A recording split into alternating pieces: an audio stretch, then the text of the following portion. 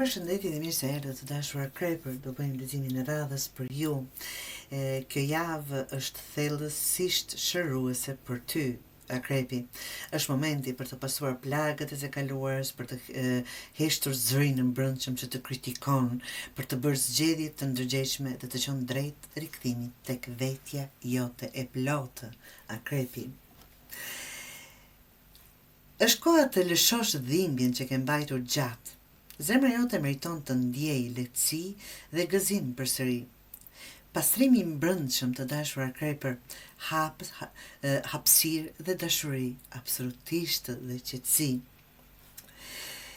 Liroje kritikën e mbrëmshme. Mjaft i ke thënë vetes se nuk je mjaftueshme, nuk e ke bërë mirë këtë, nuk ja vlen, nuk e fatë e gjëra të llojit të tillë. Zëri i mbrëmshëm kritik ka marrë shumë hapësirë deri tani.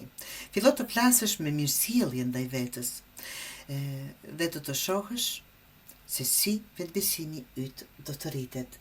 Fillo dhe shkruaj të kundërtën e asaj që i ke thënë vetes deri sot, apo fillo edhe thuaj.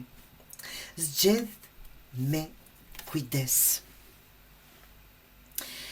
Çdo zgjedhje që bëjmë tani ka patur dhe do ketë pesh.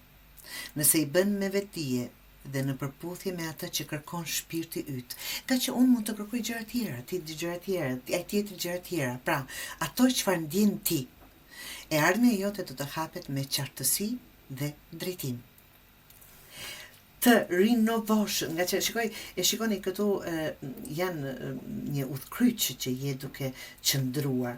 Pra, rinovo këtu thotë veten tënde të thyer. Kjo pjesë,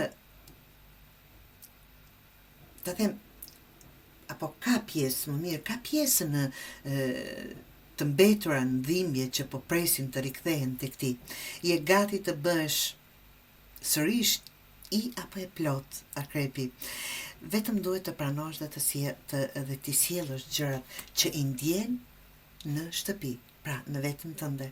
Ky javë është një mundësi e artë për të hequr barrën e dhimbjeve të dashur akrepër dhe për të rishkruar mënyrën se si flet me veten.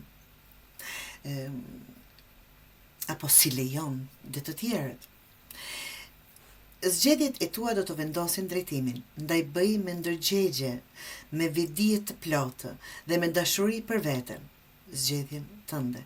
Rikthimi vetes tënde është shërimi yt më i madh këtë javë, të dashur akrepër.